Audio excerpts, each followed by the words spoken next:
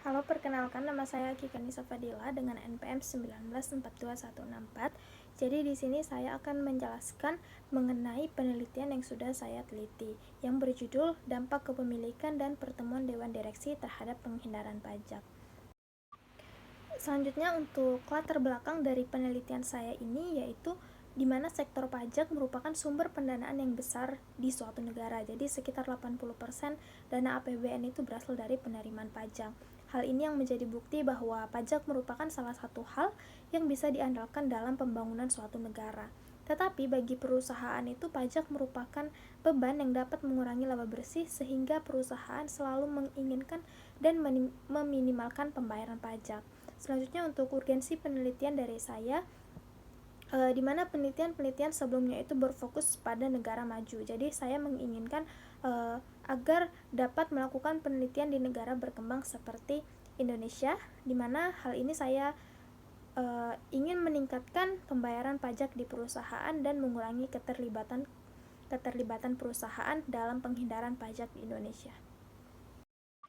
Selanjutnya di sini ada penghindaran pajak atau tax avoidance. Jadi, penghindaran pajak di sini merupakan variabel dependen dari penelitian yang saya lakukan. Jadi, penghindaran pajak itu merupakan penggunaan metode hukum untuk meminimalkan jumlah pajak penghasilan yang terutang oleh individu atau bisnis. Jadi, menurut Barros dan Sarmento pada tahun 2020 mendefinisikan penghindaran pajak sebagai pengurangan pajak eksplisit, di mana definisi dalam literatur meliputi keduanya cara hukum dan ilegal untuk mengurangi kewajiban pajak perusahaan karena sulit menilai batas-batas legalitas. Dan juga penghindaran pajak telah menjadi sumber kepedulian masyarakat terutama bagi pemerintah, pembuat kebijakan atau manajer dan juga otoritas lainnya. Di mana menurut Al-Kurdi dan Mardini pada tahun 2020 berpendapat bahwa praktik penghindaran pajak perusahaan itu dapat mencegah pemerintah mengakses sumber daya utama mereka, di mana di sisi lain penghindaran pajak memberikan manfaat berharga bagi pengguna internal dan juga eksternal perusahaan.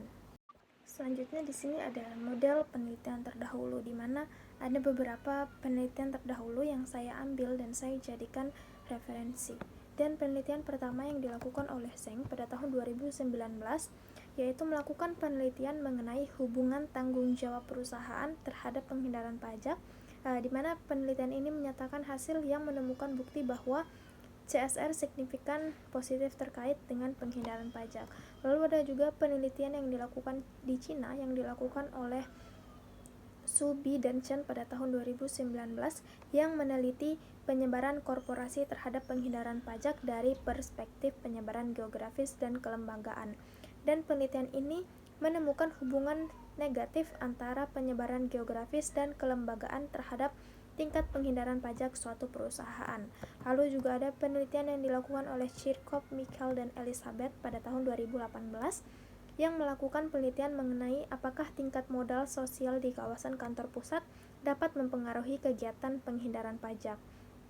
Jadi dari penelitian ini itu menyatakan hasil manajer di perusahaan menganggap bahwa pembayaran pajak perusahaan sebagai tindakan yang bertanggung jawab sosial. Lalu ada penelitian yang dilakukan oleh Jarboe, Maali, dan Rakia pada tahun 2020 juga melakukan penelitian mengenai keragaman gender dewan dan kinerja keberlanjutan dapat mempengaruhi penghindaran pajak, di mana hasil yang mereka temukan dari penelitian ini menunjukkan bahwa tingkat penghindaran pajak menurun ketika perempuan di dewan meningkat. Dan penelitian yang kelima itu ada penelitian yang dilakukan oleh Garg, Mehdi, Vanji, dan juga Prabanga pada tahun 2020 yang berfokus pada kualitas manajemen yang dapat mengurangi hubungan positif antara penghindaran pajak. Dan penelitian yang keenam yang dilakukan oleh Kristen Chuk, Tau, dan Nijia pada tahun 2020 yaitu melakukan penelitian mengenai bagaimana intervensi kreditur setelah pelanggaran perjanjian utang mempengaruhi penghindaran pajak perusahaan. Jadi mereka menemukan hasil yang menyatakan mereka menemukan bukti kuat bahwa hak kontrol kreditur mempengaruhi penghindaran pajak perusahaan. Selanjutnya, di sini ada mengenai hubungan antar variabel. Jadi, penelitian pertama yang dilakukan oleh Sunarsi dan Octaviani pada tahun 2016 menyatakan bahwa kepemilikan manajerial berdampak negatif pada penghindaran pajak. Kemudian ada penelitian yang dilakukan oleh Suranta, Pratana, dan juga Hairani pada tahun 2020 yang menemukan hasil pengujian variabel struktur kepemilikan asing atau foreign ownership dengan variabel dependen penghindaran pajak diukur dengan tarif pajak.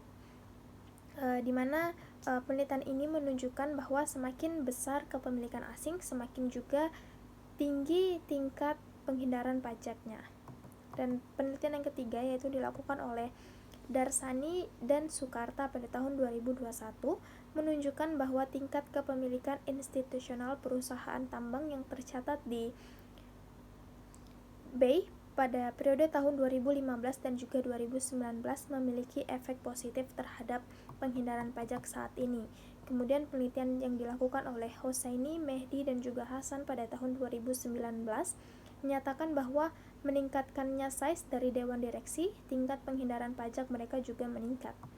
Kemudian ada penelitian yang dilakukan oleh Duan, Ding, Hou, dan juga Zhang pada tahun 2018 menyatakan bahwa mereka menemukan bahwa CEO dengan publisitas yang lebih tinggi dikaitkan dengan tarif pajak efektif yang lebih rendah, di mana efek seperti itu lebih jelas di antara perusahaan dengan pemantauan yang kurang efektif.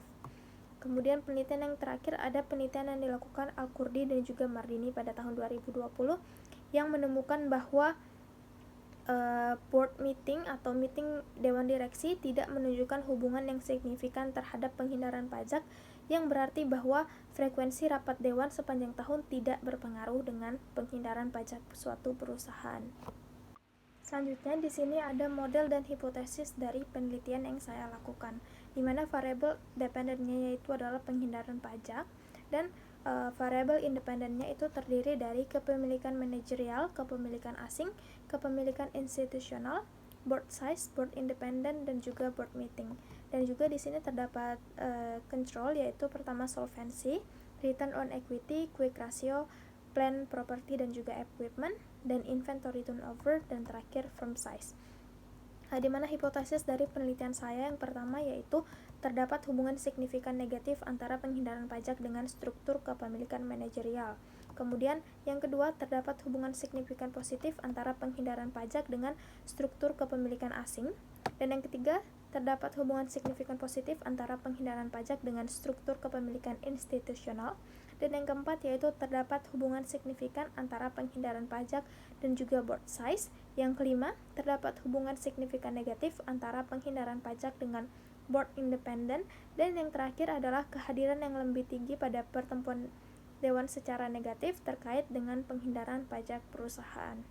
Selanjutnya yang terakhir di sini ada mengenai metodologi penelitian. Jadi rancangan penelitian saya ini menggunakan model yang telah dikembangkan dari penelitian terdahulu. Kemudian untuk objek penelitian dari penelitian saya yaitu menggunakan laporan keuangan perusahaan yang terdaftar di Bursa Efek Indonesia sebagai populasi dalam penelitian ini. Namun yang dijadikan sampel hanya laporan keuangan dari laporan tahun 2017 hingga tahun 2021. Kemudian definisi operasional variabel dan juga pengukuran. Jadi variabel dalam penelitian ini itu terbagi menjadi 3, yaitu variabel dependen, independen, dan juga control. Jadi penghindaran pajak ini merupakan variabel dependen dari penelitian ini, sedangkan variabel independennya ialah kepemilikan manajerial, kepemilikan asing, kepemilikan institusional, board size, board attendant, dan juga board meeting. Sedangkan untuk variabel controlnya yaitu solvency, return on equity, quick ratio, property, plant, dan equipment, inventory turnover, dan juga firm size. Di mana semua pengukuran yang terdapat di penelitian saya itu sudah bisa diukur secara baik. Jadi untuk variabel independennya itu saya menemukan data dari laporan tahunan perusahaan yang terdaftar di Bursa Efek Indonesia. Sedangkan untuk variabel controlnya itu saya mendapatkan data dari laporan keuangan perusahaan yang terdaftar di Bursa Efek Indonesia. Terima kasih.